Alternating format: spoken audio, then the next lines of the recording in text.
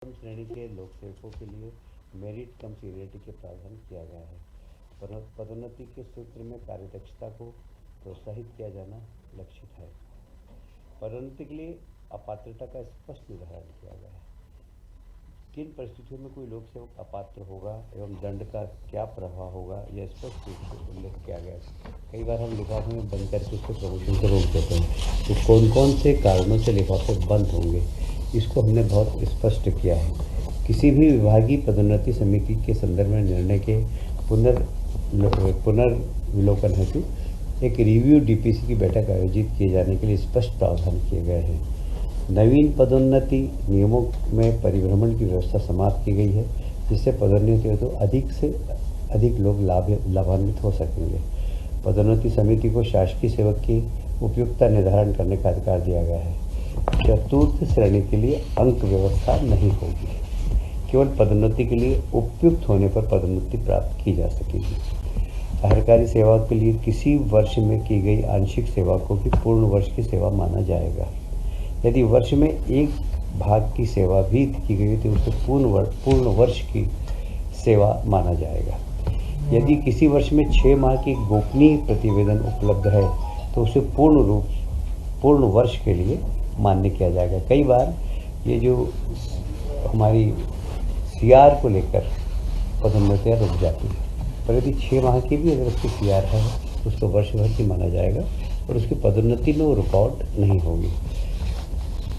यदि गोपनीय प्रतिवेदन उपलब्ध नहीं होने के कारण किसी भी पदोन्नति रुकती तो उसे पदोन्नति प्राप्त होने पर पूरी वरिष्ठता दी जाएगी।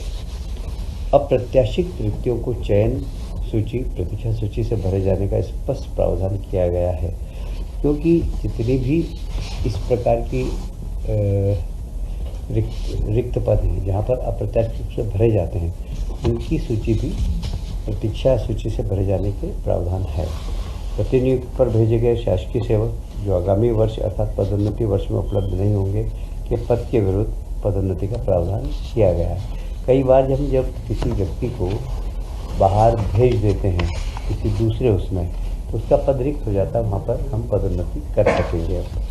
गोपनीय प्रतिवेदन से यदि कोई गोपनीय प्रतिवेदन एनआरसी, नो रिपोर्ट सर्टिफिकेट, सक्षम स्तर से स्वीकृत अवकाश, पद ग्रहण काल अथवा प्रशिक्षण के कारण है अथवा गोपनीय प्रतिवेदन में निर्धारण समय पर स्वमूल्यांकन के साक्ष्य हैं, तो ऐसी स्थिति में गोपनीय प्रतिवेदन की अनुपलब्धता के आधार पर पदोन्नति नहीं रोकी जाएगी। विभागीय पदोन्नति समिति के बैठक से पूर्व केवल कारण बताओ सूचना पत्र के आधार पर बंद लिफाफे की कार्रवाई नहीं की जाएगी। ये एक बहुत महत्वपूर्ण विषय है, क्योंकि आपने भी देखा होगा कि लोगों के जरा से कारण बताओ नोटिस पर लिफाफा नहीं भर जाता है, तो उसकी पदोन्नति फिर होती ही नहीं है। और वो लिफाफा 4 साल, 5 साल, 6 साल, अभी तो मेरे पास ऐसे केस आए कि वो रिटायर हुए, उसको 3 साल हो गए, उसके बाद उसका लिफाफा गिला, तो रिटायरमेंट के बाद उसको पदोन्नति दी गई। ये सब जितने भी इस प्रकार के प्रावधान थे उसको ठीक किया गया है। कुल मिलाकर पदोन्नति के पद जिस दिन उपलब्ध हो उसी दिन उपयुक्त योग्य एवं आरक्षित पदों के प्रतिनिधित्व को ध्यान में रखकर भरे जा सकेंगे। इस तरह के प्रावधान किए गए हैं। लगभग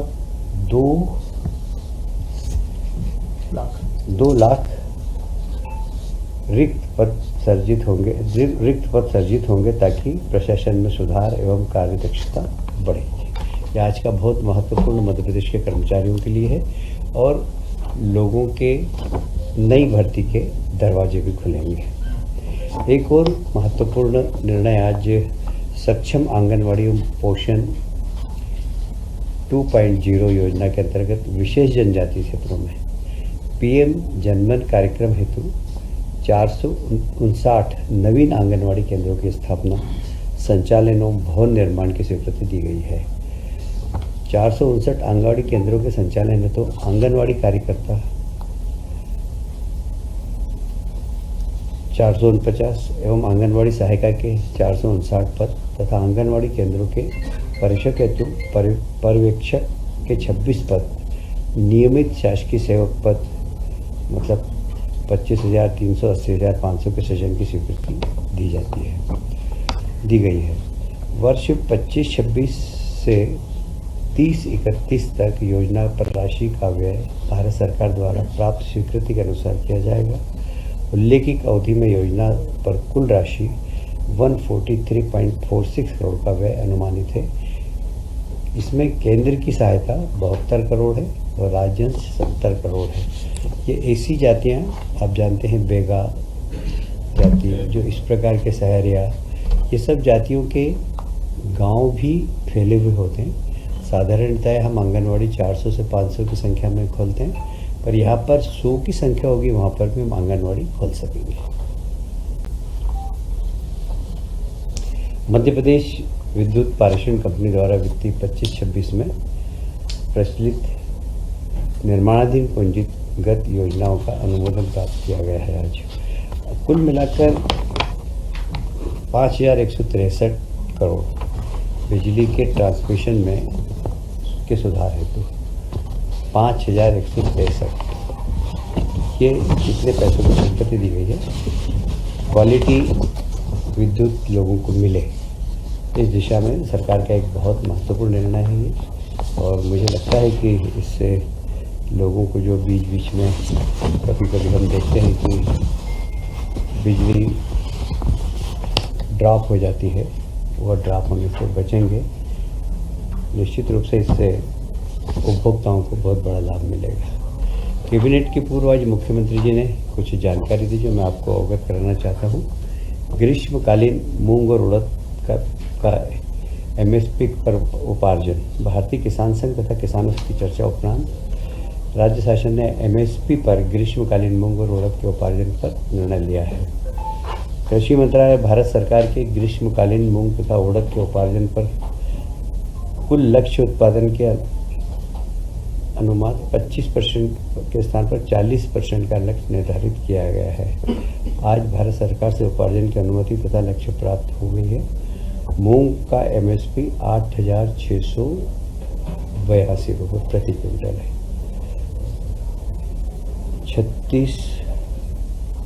36 मूंग उत्पादक जिलों में किया जाना प्रस्तावित है। उड़द एमएसपी 7,400 प्रति क्विंटल है। इसका उपार्जन 13 उड़द उत्पादक जिलों में किया जाना प्रस्तावित है। पंजीयन 19 जून से 6 जुलाई तक तथा उपार्जन 7 जुलाई से 6 अगस्त तक किया जाएगा। ये किसानों के लिए एक तरीके से बहुत बड़ा तोहफा है। निवेश के तारतम्य में विभिन्न आयोजन राज्य सरकार ने हमेशा किए हैं। आप सभी जानते हैं कि हमारे मुख्यमंत्री जी ने पूरे प्रदेश में निवेशाश दिशा में बहुत काम किया है। तो अभी फिर रतलाम में 27 जून एमएसएमई दिवस है। क्षेत्रीय उद्योग एवं रोजगार समिट रतलाम में आयोजित होगी। उसी प्रकार राष्ट्रीय इंटरेक्टिव सेशन लुधियाना में 7 जुलाई। आप सभी जानते हैं कि लुधियाना में है जी, वुलन कॉटन सबकी वो एक तरीके से राजधानी है और वहाँ के बहुत सारे पहले से हमारे यहाँ ट्राइडेंट वगैरह सभी लोग लुधियाना के हैं। तो ये एक रोज़गार देने वाली जो इंडस्ट्री है और इसलिए हम चाहते हैं कि लोगों को रोज़गार मूलक इंडस्ट्री यहाँ पर डालें। इस दिशा में मुख्यमंत्री जी लुधियाना जाएंगे और इस दिशा में काम करेंगे।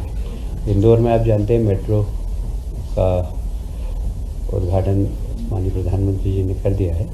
भोपाल में भी हम कोशिश करेंगे कि सितंबर-अक्टूबर में कि मतलब प्रधानमंत्री जब भी समय देंगे, हमारा काम बहुत तेज़ी से चल रहा है और हम सितंबर-अक्टूबर में भोपाल की मेट्रो का भी प्रथम चरण का उद्घाटन कर देंगे।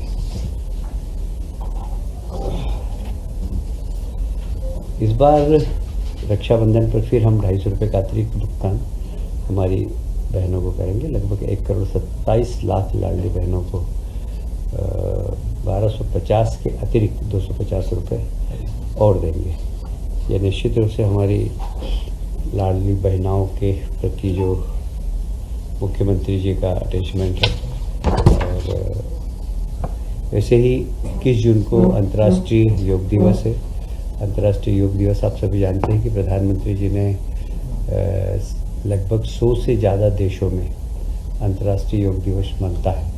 मैं इसको फिर दोहराऊंगा। पहले ही मैंने आपसे कहा था कि पूरी दुनिया के अंदर योग के मास्टर ट्रेनर भारत से जाकर रोजगार प्राप्त कर रहे हैं और बहुत सारे विदेशी अब ट्रेनिंग लेने इंडिया आ रहे हैं। इंदौर में एक ट्रेनिंग सेंटर है, मैं भी वहाँ उनके समापन में गया था, तो 50 लोगों ने 1 साल की ट्रेनिंग ली, उसमें से 36 विदेशी लोग थे, मलेशिया, जर्मनी।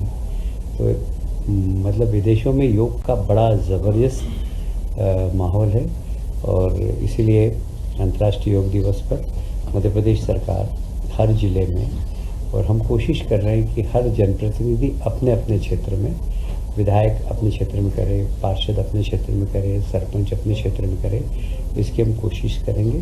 और अनेक स्थानों पर योग दिवस के कार्यक्रम होंगे।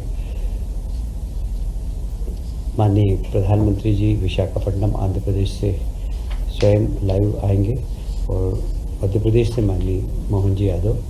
इस सारे ही कार्यक्रम में हम कोशिश करेंगे जहाँ बड़े बड़े मध्य प्रदेश में कार्यक्रम हों, माननीय मुख्यमंत्री जी को भी सुन सकें और प्रधानमंत्री जी को भी सुन सकें। एक और मैं आपको सूचना देते हुए बड़ा गौरवान्वित महसूस कर रहा हूँ अपने आप को कि पर्यटन की दृष्टि से मध्य प्रदेश में 19.6% पर्यटकों की बढ़ोतरी हुई है इस वर्ष।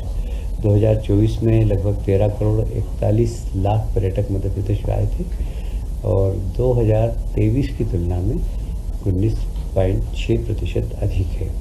24 में 1,67,000 पर्यटक मध्य प्रदेश में आए। विदेशी पर्यटकों की भी संख्या हमारे यहाँ बहुत बड़ी है और विशेषकर हमारे जितने भी वन क्षेत्र है, क्या बोलते हैं इसको, टाइगर रिजर्व फॉरेस्ट, इसमें सब में काफ़ी बड़ी संख्या में विदेशी आ रहे हैं और जो हमारे भारतीय जितने भी पर्यटक हैं वो हमारे धार्मिक स्थलों पे बड़ी संख्या में आ रहे हैं। दोनों टूरिज़्म, मतलब इको टूरिज़्म और रिलीजियस टूरिज़्म, इसमें मध्य प्रदेश में टूरिस्टों की संख्या बड़ी है। और कुछ बाकी